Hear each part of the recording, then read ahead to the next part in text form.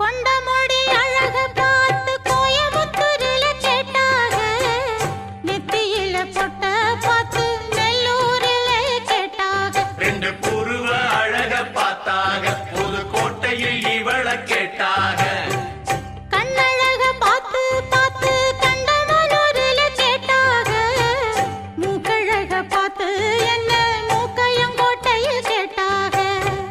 கோபமுள்ள பொண்ணு என்ன கோம்பையிலே கேட்டாக, பாசமுள்ள பொண்ணு என்ன பண்ணப்புறத்தில கேட்டாக.